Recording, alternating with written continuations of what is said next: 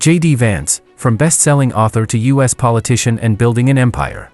James David Vance, better known as J.D. Vance, was born in the early 1980s in Middletown, Ohio. He grew up in a working-class family with deep roots in the Appalachian region of Kentucky. Raised in a turbulent household, his early years were marked by instability, financial hardship, and exposure to the struggles of the American Rust Belt.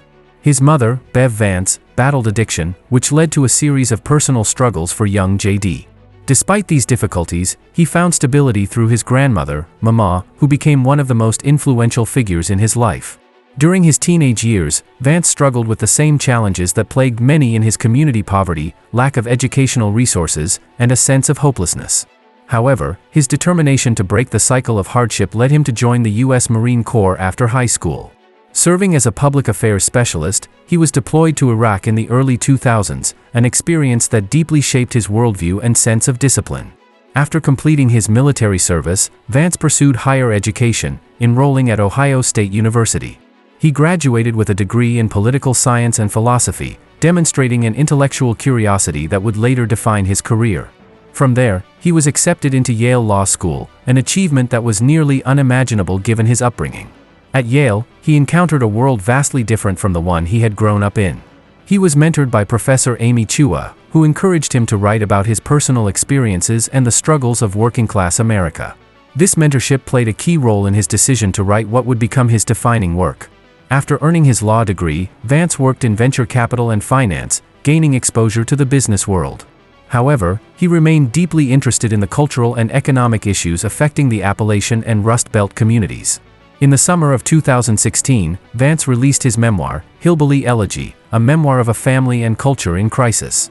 The book was an instant success, becoming a bestseller and receiving widespread acclaim for its raw and honest portrayal of working-class struggles in Middle America.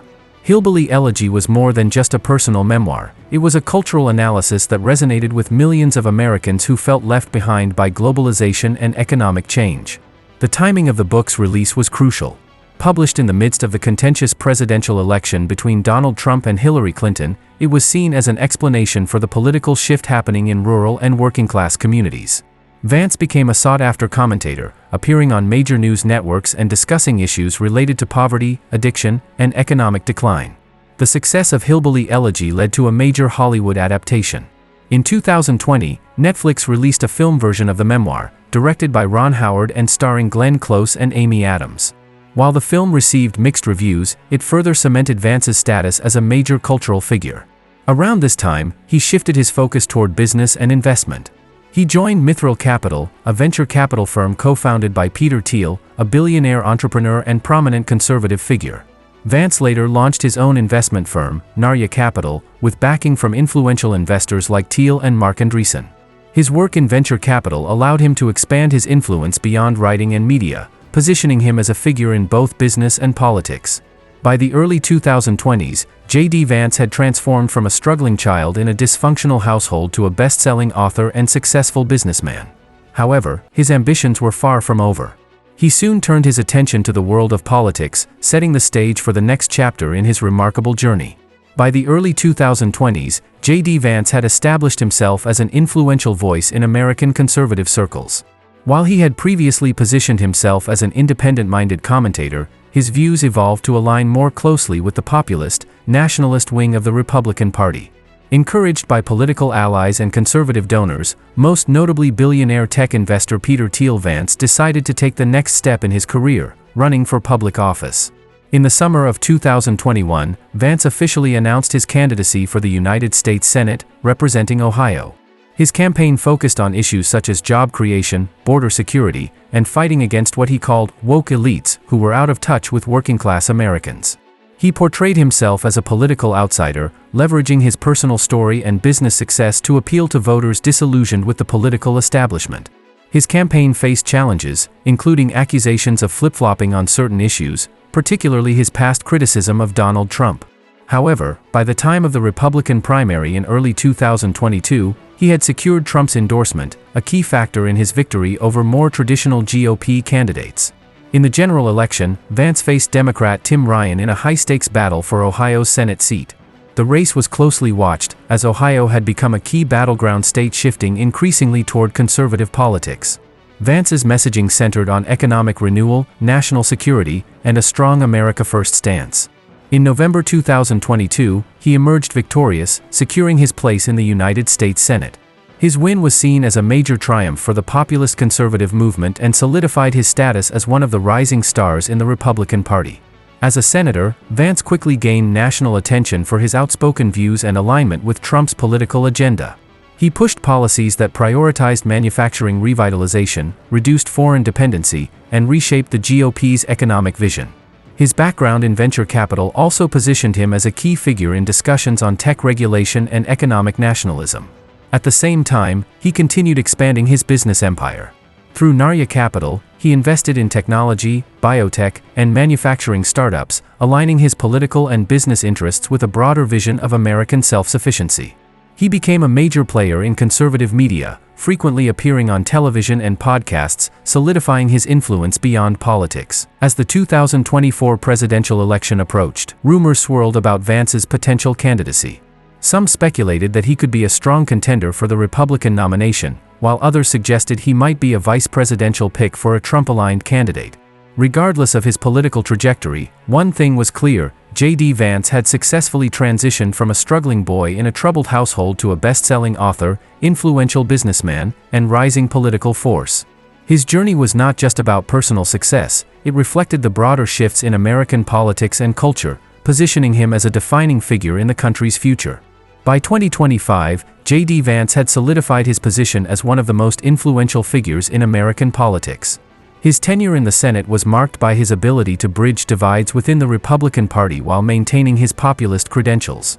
During Trump's second administration, Vance emerged as a key legislative ally, helping to advance the president's agenda on issues ranging from industrial policy to immigration reform. Vance's legislative accomplishments during this period included the American Manufacturing Renaissance Act, which provided significant incentives for companies to relocate production facilities to economically depressed regions, particularly in the Rust Belt states that had been the focus of his memoir. The bill created special economic zones in former industrial centers, offering tax breaks, workforce development programs, and infrastructure improvements designed to revitalize communities similar to the one where he grew up. His influence extended beyond domestic policy. As a member of the Senate Foreign Relations Committee, Vance became an outspoken advocate for a more restrained American foreign policy. He frequently criticized what he called endless wars and pushed for a reorientation of American strategic priorities toward economic competition with China rather than military interventions abroad. This position sometimes put him at odds with traditional Republican foreign policy hawks but resonated with the growing isolationist sentiment among the party's base. Outside of politics, Vance's business ventures continued to flourish. Narya Capital expanded its portfolio to include investments in advanced manufacturing, artificial intelligence, and biotechnology firms focused on solving America's most pressing challenges. By 2025, the fund had over $1.2 billion in assets under management and had backed several unicorn startups. Vance positioned the fund as an alternative to Silicon Valley venture capital, focusing instead on what he called real innovation that creates tangible value for ordinary Americans. Vance's public profile also grew through his media presence. In late 2024, he launched The American Renewal, a weekly podcast featuring conversations with entrepreneurs, policy experts, and cultural figures about rebuilding American prosperity and community. The podcast quickly gained a substantial following, further cementing Vance's status as an intellectual leader within conservative circles. Perhaps most significantly, Vance began to articulate a comprehensive political philosophy that he termed pragmatic nationalism. This approach emphasized domestic manufacturing, restrictive immigration policies, family-centered social programs, and a skeptical view of multinational institutions, all while maintaining a commitment to market economics and technological innovation. This ideological framework resonated with many Americans who felt alienated by both traditional conservatism and progressive liberalism. As his influence grew, so did speculation about his long-term political ambitions.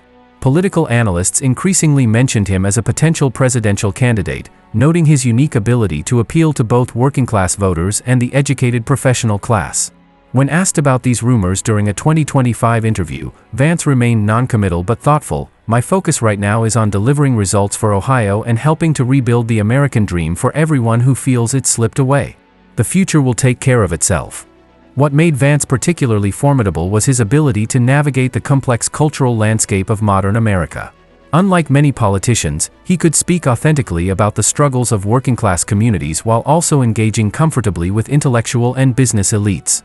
This duality, rooted in his own remarkable journey from Appalachian poverty to the corridors of power, gave him a unique credibility when addressing the nation's deepening divisions. By early 2025, the Vance model of politics was being studied and emulated by a new generation of conservative candidates across the country. His success represented more than just a personal triumph. It signaled a potential realignment in American politics, one that transcended traditional left-right divides and spoke to the growing desire for leaders who understood the complex challenges facing ordinary Americans in a rapidly changing world.